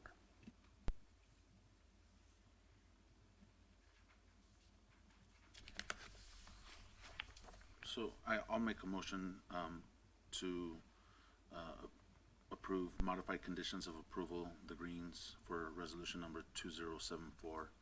And would this also include what we had stated earlier in regards to also including a plan of working with the city on initial traffic concerns? Yes, this is the resolution where that condition would be included, and it's noted for the record that your motion includes that as a necessary component. And that this is all dependent on city council's decision? Yeah, understood. Okay, and I'll second. Can we get roll call, please? Commissioner Isiano, Yes. Commissioner Lopez, No. Chairperson Rodriguez Ceja, Yes, motion carries. thank you. Okay, we'll move on to resolution 207, item 5.2 on our agenda. If we could get staff report, please.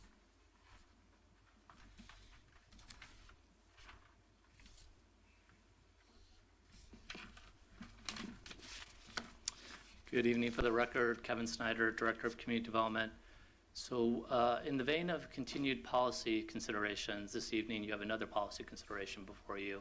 And this pertains to some amendments to pre-existing specific plans and project master plans. And I'm going to take a moment just to explain that.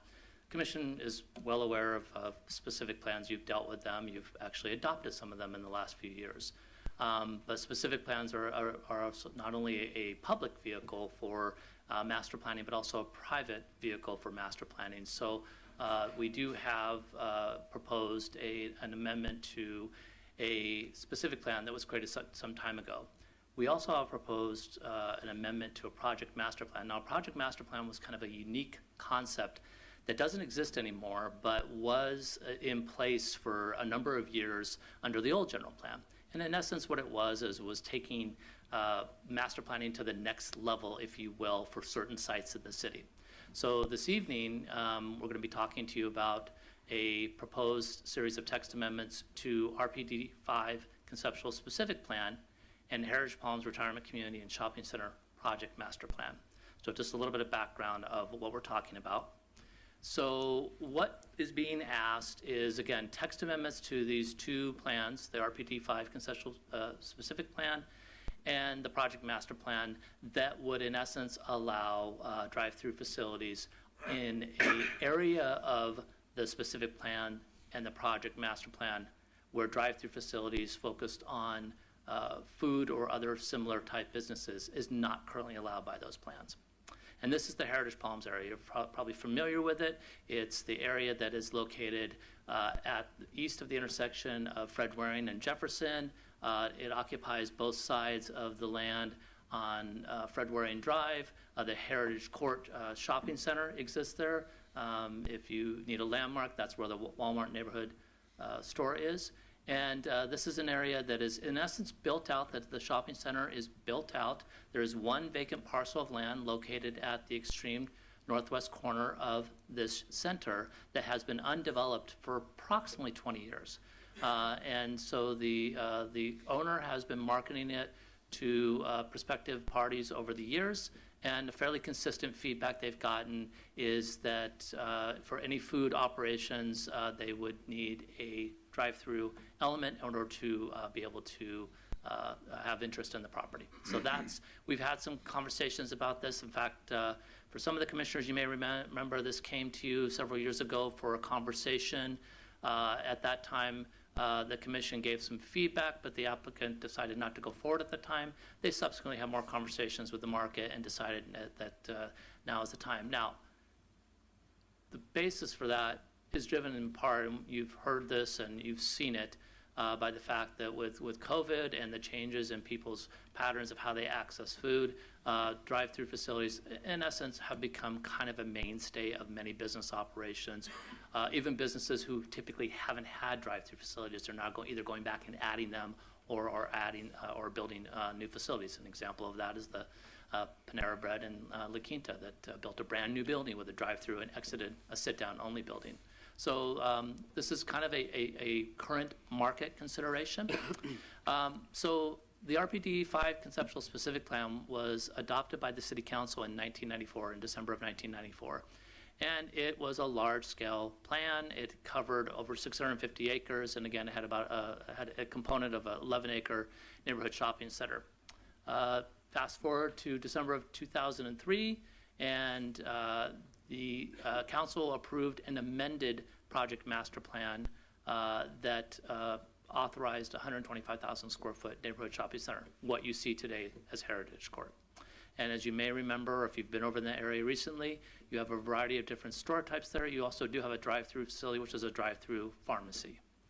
And then more recently, as I mentioned, the applicant came forward and submitted an application for changes to these documents. Again, these are policy documents. I just want to make it clear for the record. You're not being asked to consider planning reviews or design reviews, conditional use permits, anything like that. This is simply the policy consideration.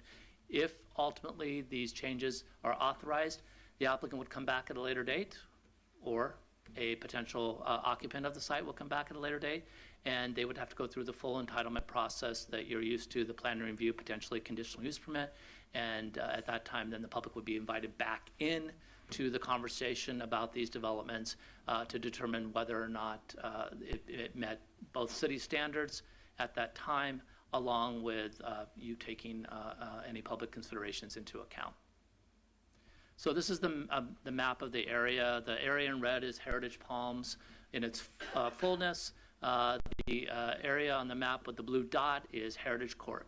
And while both these large-scale plans are being modified, we're really just talking about this parcel of land in the Heritage Court Shopping Center that is substantially built out, as I mentioned earlier, save for this one parcel of remaining land. So staff did its analysis, and as I mentioned, this is a policy action-oriented request, policy action request only.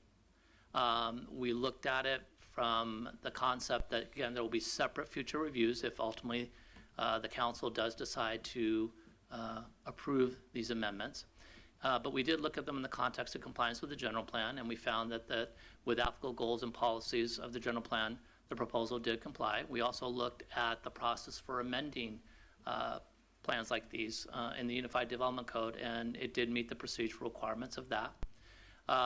We did, when this project was initially considered, there was a full environmental impact report done, but it did not consider the prospect of drive-through restaurant facilities at that time because they were proposed to be prohibited. So working with the applicant, we directed them to complete an initial study. They did, and ultimately we determined that there was a negative declaration. Why would there be a negative declaration? Well, unlike the last project you talked about, this is a substantially built-out area. And so we are not dealing with raw land, so to speak. It's a vacant parcel within a substantially built-out neighborhood center. So based on that, we found that there was no significant impact to the environment, that any of the typical areas we might be concerned about, air, noise, traffic, had already been previously considered in the design. Accesses have been established. There will be no new access points that would be allowed. They would have to utilize the existing access points. And then also with the recent changes to the Unified Development Code, the applicant, as part of the proposed amendments, has agreed to design the project consistent with those design standards that we've adopted that are specific for drive-through facilities. So this includes siting the building closer to the street, establishing strong pedestrian connections, and overall making the project fit more seamlessly into the existing development and connect with the surrounding neighborhood. So what you have before you is, in essence, a policy action. There are some suggested conditions of approval which basically just reinforce what I just said, that they would comply with applicable design standards for drive-through facilities, and that they would also go through a conditional use permit process, which is what the applicant proposed. They are happy to go through that public conversation about the use and also the public conversation about the design. So with that, staff is recommending that you approve resolution number 2705, recommending to the city council. Again, in this instance, you're not a decision-making body, at least for right now. You are a recommending body. Your recommendation will go to city council, and they will ultimately make the final decision. The applicants and the applicants' representatives are here in the audience. They're happy to answer any questions you might have. I'm also happy to answer any questions before you open the public hearing. Thank you. Thank you, Kevin. Any questions for staff? I think you're good. All right, we'll go ahead and open the public hearing and hear from the applicant.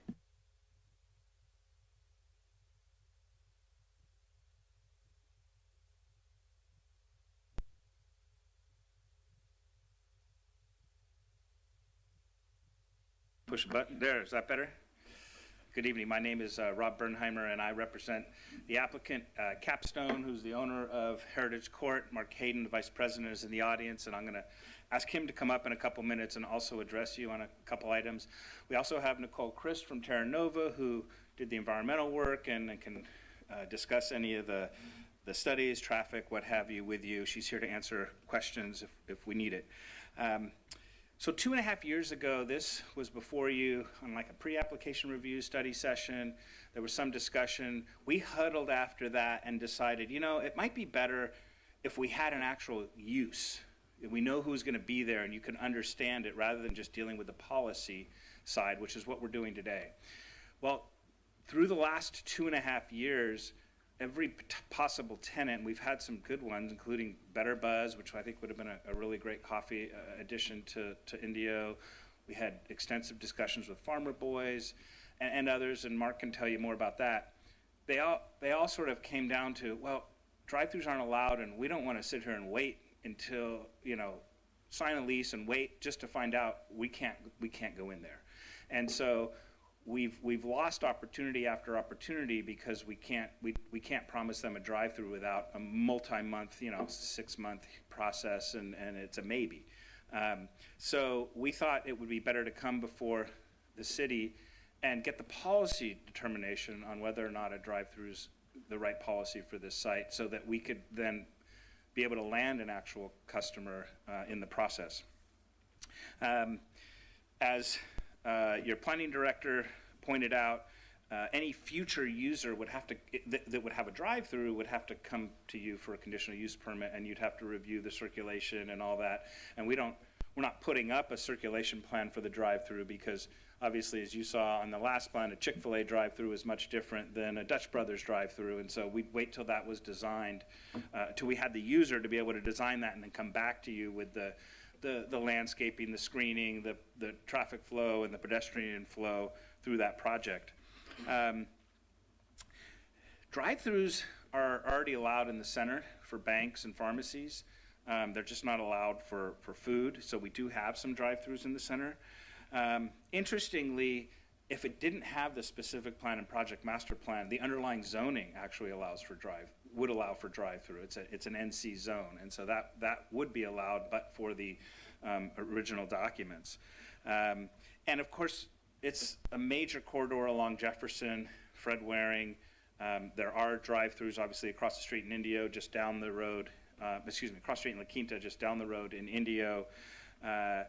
And as if you have more detailed questions, but when you look at the traffic study, most of the traffic is already coming down Jefferson or Fred Waring. We're not drawing people from long and far. And so there's been, I know, some concerns submitted to the city about traffic, but you have to think of that in the context of, well, there's a lot we could build there. One of the things we could build and is authorized under the specific plan is a gas station. Gas station would have a lot more traffic than some of the fast food uses. So you may end up having less traffic with a fast food restaurant than either a donut shop might be allowed or a gas station or something like that.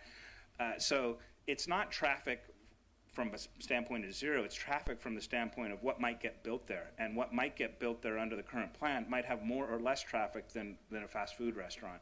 So at the end of the day, traffic's a negligible impact here because it's already a built center that already has approval for constructing an additional site here. So with that, I'm going to turn it over to the Vice President, Mark Hayden. He's going to talk a little bit about the history of the center, its tenant mix, why we think a drive-through is good. And I'll just say it's not necessarily fast food. One of the things, again, your planning director stated, we're finding that fast casual is really wanting to see drive-throughs now. And so to get a fast casual, we need to be able to have a drive-through. So we don't know what the ultimate use will be, but we know a drive-through is really needed for this site. Thank you. Good evening, Chairperson and Commissioners. My name is Mark Hayden, VP of Development with Capstone Advisors. Capstone Advisors is a real estate investment and development firm. We own and operate the properties that we have, and we focus on retail and commercial. Capstone's been in the Coachella Valley since 2005. We built 2 shopping centers, and we currently own properties in La Quinta, Palm Desert, and Indio. As was noted, Mr. Schneider did a wonderful job outlining and doing a comprehensive presentation of our project. And with Mr. Bernheimer's comments, I'll try not to repeat some of that information. The shopping center was entitled in 2003. It was built from 2006 to 2008. Capstone purchased the shopping center in 2012. When we purchased it, it had no anchor, 50% occupancy, and 2 vacant pads. When we purchased it, we had a dedicated plan to be able to do site improvements, building improvements, hire new brokers and vendors, and then focus on leasing. Some of our improvements included paving, landscaping, signage, lighting, HVAC for the building, and then we painted the building. Today, we've been able to bring in an anchor that happened in 2016 for the bigger, larger pad. We have 1 vacancy in the center. That vacancy is related to a 5,000 square foot space that had been a restaurant that was vacant when we purchased it. We ended up splitting that space in order to get a tenant in it. And then we have the 1 vacant pad, which is the subject before you today. Some of the restaurant users within our center, just of note, would be Soul of Mexico, Sushi On, Monsoon Indian Cuisine, Subway, and Mochi Nut. Our request is based on 10-plus years of marketing the space through multiple brokers. The pad has always been inquired as and just is a perfect candidate for a drive-through. Drive-throughs aren't what they used to be 20 years ago. They certainly evolved from fast food to more of a fast casual, upscale, newer. Users like Panera and Chipotle are coming into play. The pandemic has certainly illustrated the benefits of having drive-throughs, and patrons have come to appreciate well-designed, well-thought-out drive-throughs. Our approval today is only a recommendation to the City Council. It only pertains to this particular lot. Will need to be designed to the city standards for drive-throughs. It'll be a CUP design and review that'll be before the city as well as the community, and we'll be able to complete a build-out of this center from 20 years. With that, I hope I didn't repeat too much, and I'm certainly available for any questions that you may have. Thank you. Could you elaborate a little more? You said it's been vacant. It's been vacant for a while. This conditional use would allow you to explore someone to actually come in and utilize the space that has been vacant for some time. Did I understand that correctly? Are you talking about the pad or the vacant space, the shop space that we have? Well, are we doing the drive-through? Just the drive-through, so you're talking about the pad. It absolutely will. What this only does is it gives us the opportunity to be able to promote this to potential users, drive-through or not, but again, drive-through users are the ones that have been interested.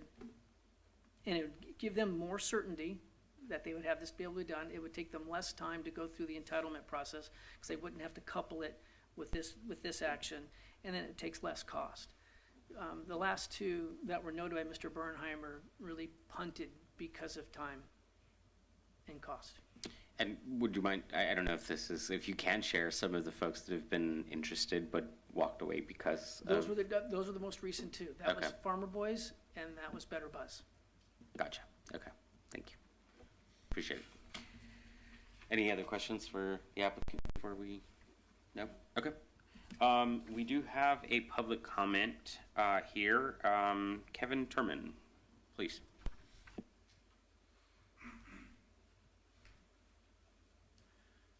Mr. Chair, members of the Commission, my name is Kevin Turman. I am a resident of Heritage Palms.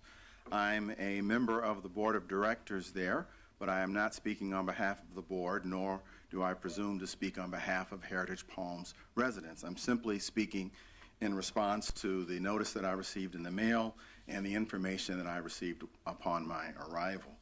I'm asking that you take into consideration my concern, not objection, to this change in policy. The policy, I presume, is here for a reason. I was not here 20 years ago when they decided they didn't want to have drive-through, but I would appreciate if the Commission would investigate why that was an original policy. What was it that they were trying to keep from happening that you're being asked now to undo? I have, as an individual, and the residents with whom I have talked, have no particular objection to development. In fact, shortly after my arrival, I heard about how excited the residents were to have Walmart as a neighbor. Heritage Palms, for those who are not familiar, is immediately adjacent to or across the street from Heritage Palms Shopping Center. However, one has to ask, how much is enough in terms of development? Within a half mile of that location, we have not only Mochi Nut and Subways and McDonald's and Del Taco and Sonic and Dutch Brothers and Starbucks. With any development, you're going to gain something, you're going to lose something. I, as a resident, know that what we will lose is whatever additional lighting comes with that building, whatever additional noise attends to that building, whatever additional traffic comes to that building, and I've not yet heard what we would gain. What's the enhancement to the people who have bought homes immediately adjacent to that space? What's going to be in it, for lack of a better phrase, what's in it for them? The description in the information that I received today says that there's no significant effect on the environment. I would suggest to you that sound is a part of the environment, light is a part of the environment, traffic is a part of the environment. When that original plan was developed, Fred Waring was 2 lanes. That's how different it is now. To add more traffic, and yes, you're not going to be getting a lot of, I suspect, customers from the people who would walk there. And so, yes, it will draw more traffic. So as I said, I'm not objecting to it. I'm simply raising my concerns and hope that the commission will listen to those concerns. Thank you. Thank you, Mr. Chairman. We really appreciate you coming and speaking with us. Wish we had more residents coming just like you when they get these notices. So thank you very much for coming and expressing your concerns. Do we have any other public comments online? No more public comments online. Written comments were distributed to the Planning Commission and posted on our website. Thank you. Okay.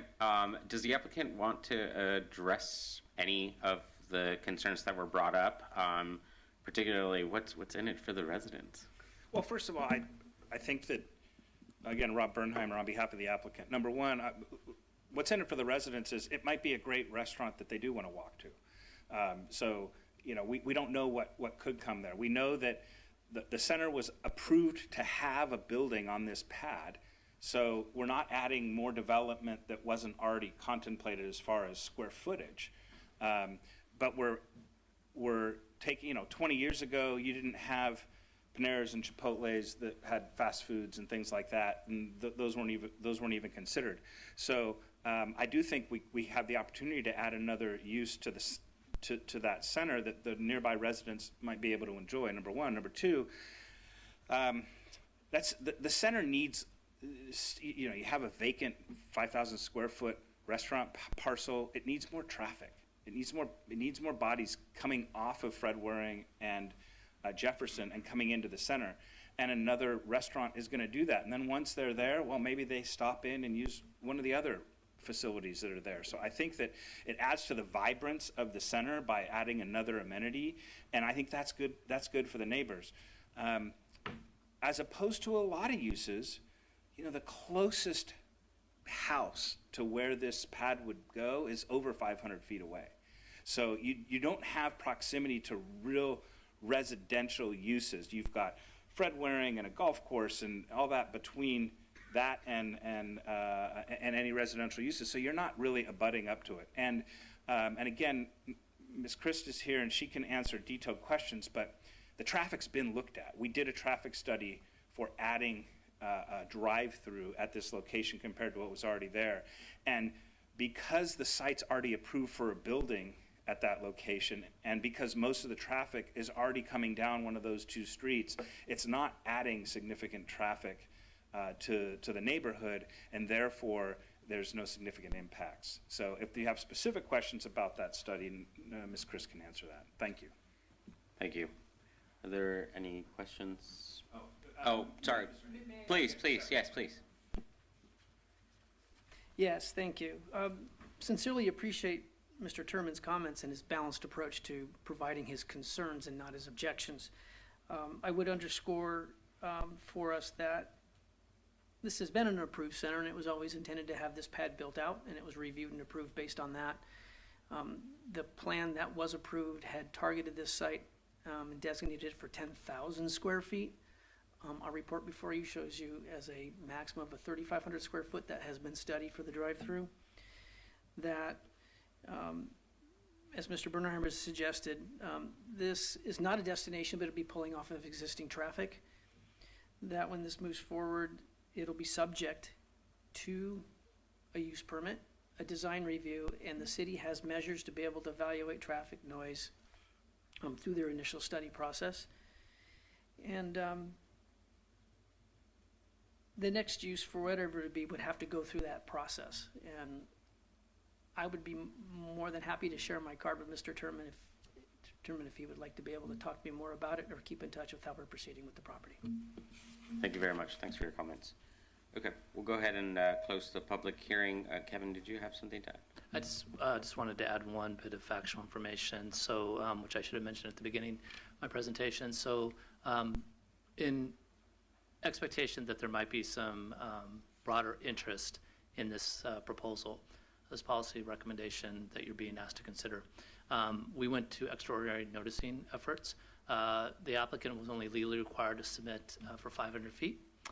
We actually took care of notifying all the residents in Heritage Palms, plus the neighborhoods that were immediately east of that, plus the neighborhoods that were on the west side of Jefferson and Fred Waring, which is technically La Quinta. So all told, we notified somewhere in the range of about 750 households. So I just wanted to make sure that that was on the record, that we knew that there might be potential interest in this, and we wanted to make sure that there was broader public awareness of this. So just wanted to have that for the benefit of the commission and the members of the public. How do we decide that? Because sometimes I would like that to be done with some of the projects that are happening more in the center of the city. So how do we how do we decide that? So that's given to my position by the code to make a decision to broaden the notice area beyond what is legally required. And so I'm given the authority by the code to make that interpretation, knowing that this might have some potential interest. And certainly, if the commission, and certainly as an example, when we meet with the chair, if you express, I think it might be of interest, there is a cost to doing that, but sometimes we want to, that cost is outweighed by making sure that there's adequate notice to parties who may want to be aware of this, particularly projects that might have a higher level of interest for individuals, both property owners, residents, and businesses. I want to say I appreciate the effort of expanding that, like that more often. Okay, we'll go ahead and close the public hearing and then open up for deliberations. Any thoughts?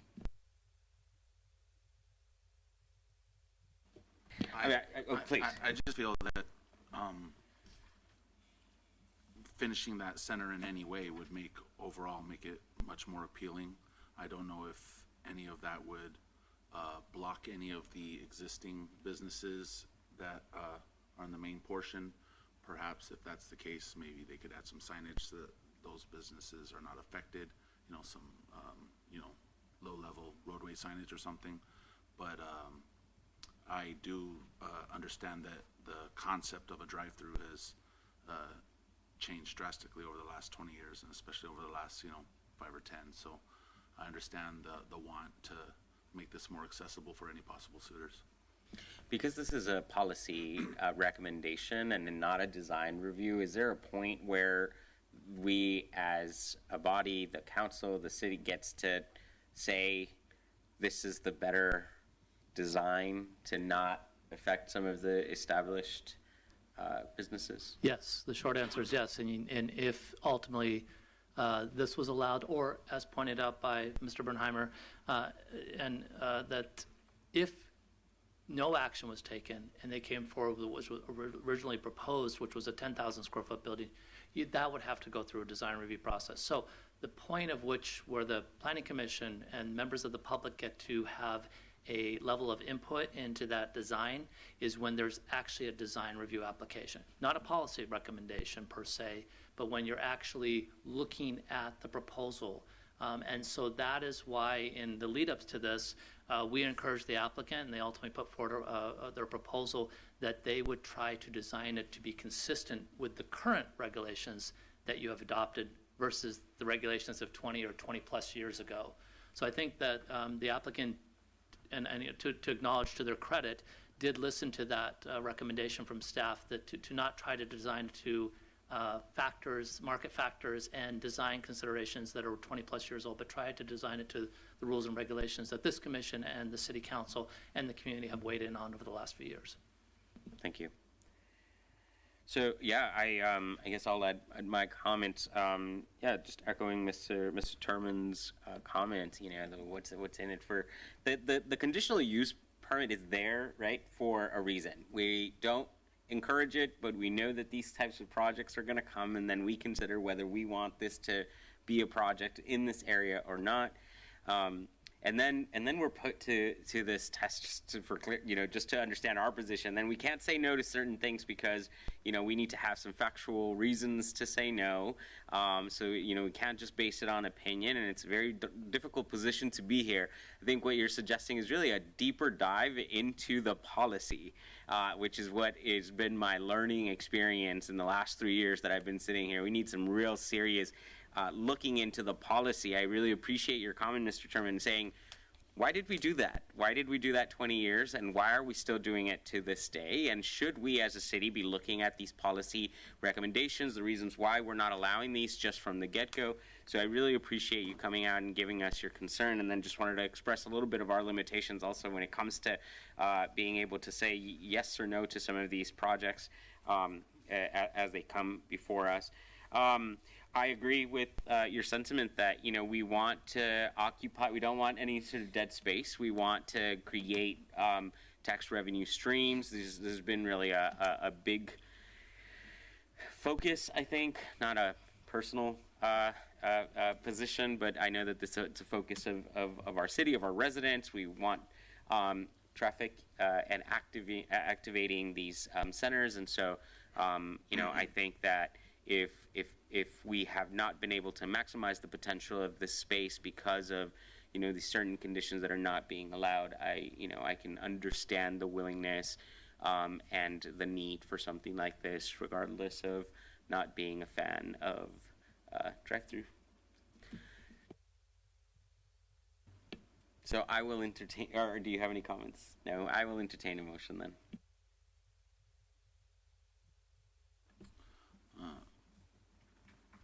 I'll make a motion for requesting for recommendation of approval, resolution number 2075 to the City Council for text amendments to the RPD 5 conceptual specific plan and Heritage Palms Retirement Community and Shopping Center project master plan located northeast and southeast of the intersection of Fred Waring and Jefferson Street, allowing as a conditional land use drive-through restaurants and coffee shops and other similar food and beverage businesses, and adopting the initial study and negative declaration determining that the project will not have significant effects on the environment. I'll go ahead and second. Can we get a roll call, please? Commissioner Isiano, Yes. Commissioner Lopez, Yes. Chairperson Rodriguez Ceja, Yes. motion carries. Thank you. Congratulations. All right. Moving on to item number 8 in commissioner comments. Any comments? No comments? Well, I actually do have a comment regarding this policy thing. It's actually twofold. One is, when was the last time we got an update for the CIP? The capital improvements projects that are happening in the city. Have we done that? I don't think we've. I believe the commission got an update, I'm going to say in 2022. We can certainly, and I think at that time it was provided via a memo from our Public Works Department that gave you kind of a, and it was a memo, cover memo with a copy of a presentation that had been made to City Council. And so we provided that to you. If you would like something similar, we can certainly request that of our Public Works Department. There is as you are well aware from just being in the city, you're probably well aware that there's a lot of actions either currently being conducted or soon to be underway. So we can certainly request that information, and whether you would like it in the form of a memo or a presentation, you just need to let us know. Yeah, yes, sorry, please. excuse me. The Public Works Department also has their own version of the development dashboard that outlines their capital improvement projects. That's available online. So for the next meeting, we can email that link over to you guys, and we can also make that available to the public.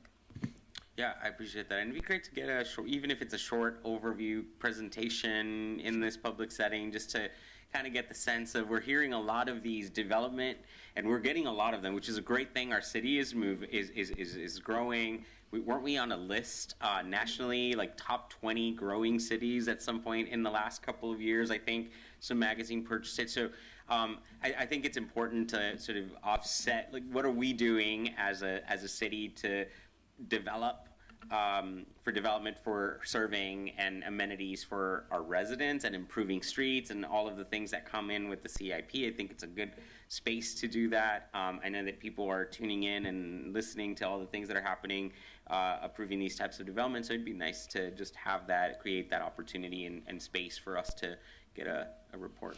And I think, and Kendra was, I appreciate her pointing out that CIP dashboard is what it's called, similar to the development dashboard that we launched, and that was launched a couple months ago by our Public Works Department. It's a great opportunity for members of the commission or citizens to go and get a point in time kind of look at the project, some level of detailed information. But if you are looking for a more comprehensive presentation in terms of various projects, where they're at, outstanding issues, for example, if you were at a recent city council meeting, you heard from our Public Works Director that the Monroe Interchange project is moving forward. However, because of the cost increases that everyone is experiencing, that project went from an $89 million project to a $117 million project. Still moving forward, but we have a little bit more of a hurdle to get over. So we can certainly talk with our Public Works Department and try to bring that before you. I don't know if we'll have time before the end of the calendar year because of the current agendas that we shared with you. So maybe early 2024, if the commission would be, that we could probably fit that in, I would think. I'm looking at Kendra because she manages the calendar. She knows better than me. Yeah, it would likely be beginning of February 2024. That's perfect. Thank you so much. And then the other thing, just as comments, we do have as the commissioners the ability to pull up the general plan.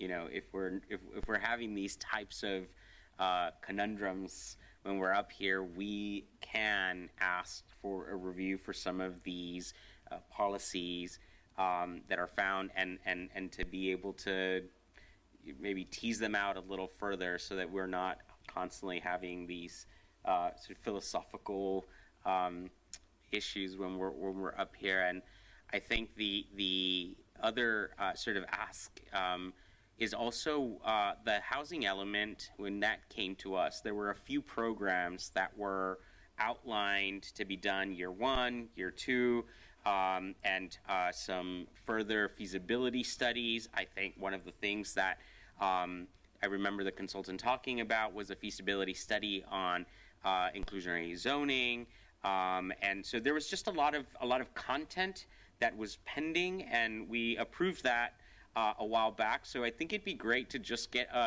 an update on where we are with all of that. And I know that it's adding more work. You have limitations, but yeah, I have to ask because it's important for me as a resident to know what we're doing as a city, and I can call you personally and take up some of your time. But I think it'd be important to do this in a public setting so that we have this opportunity to communicate back where we are, especially when it comes to these types of efforts that we're doing as a city to meet this housing burden that we're experiencing, how we're offsetting some of these not so cool projects that residents are not really getting behind. So yeah, please, Kevin. Just happy to provide an update. As the chair referenced, the approved housing element had 37 action items that the city was committed to with various stages of timing, as you mentioned, Chair.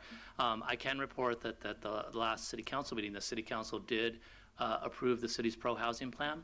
This was the second part of the city's what we call LEAP, or Local Early Action Planning Grant, a $300,000 grant. That grant paid for the update of the housing element, and it paid for the development of a pro-housing plan. The council approved the pro-housing plan. The council also approved staff making application for a pro-housing designation to the State Department of Housing and Community Development. That pro-housing designation would do a number of things. It would obligate the city to certain actions over a certain period of time, but it would also help the city. So when we're going out and we're applying for grants, for example, to improve our roads, more and more of the state agencies are looking for that designation. And if you have that designation, and just for example, there's a 5-point difference between you and the next person, and we get that 5 points because if we get that pro-housing designation, that could mean the difference between getting funded for that street project and not getting funded. So staff will be working on that over the next couple of months to put that together, to make that application. It's a rolling application process, so there are no set times. We can apply any time in a year, and we will see if HCD approves this. If they do, we would actually be the first city in the Coachella Valley to receive that designation, at least at this moment. I'm not saying other cities aren't looking at that, but I believe we are further along in terms of having gotten council authorization to move forward and actually having a pro-housing plan. But happy to provide an update on those other action items. You've already actually taken care of some of them. For example, you adopted the zoning code. And your work with City Council, the City Council adopted, but you were part of the City Council's efforts, and that was a major task identified in the housing element, and that got accomplished. So happy to provide that update to you. If you don't mind, probably would like to do it on the same timeline that Kendra had mentioned before on the CIP update. So as we have a number of applicants who have paid and have been waiting to come before you to get your thoughts and potential action, so looking probably in February as well. That's kind of looking at the person who controls the schedule to tell me if I can say that. Yeah. No, I appreciate you doing it, and we'll find the time. I want to be respectful of our applicants, of our process, of your time, but I do think that it'd be good for us to look for carving out some time in the near future for us to be able to get those. So I appreciate you considering that. Thank you. Okay. Any other comments? No. All right. We'll go into staff items. I know this is a bit late in the meeting, but I would like to introduce you guys to Ms. Paulina Mendoza. She's going to be assisting us at some of our upcoming Planning Commission meetings since Ms. Jessica Bellman is no longer with the City of Indio. So we want to express our thankfulness and gratitude for you helping us tonight and in all future Planning Commission meetings. Thank you, Kendra, and thank you, Commission. Ms. Mendoza, welcome. We're glad to have you. Thank you. Anything else on staff? No, that was it. Thank you. Oh, just a reminder, State of the City is tomorrow if you guys are going to be attending or if you're interested in attending. Thank you. Okay. So we'll go ahead and adjourn our meeting for the next Planning Commission meeting, December 13, 2023. Thank you, everyone.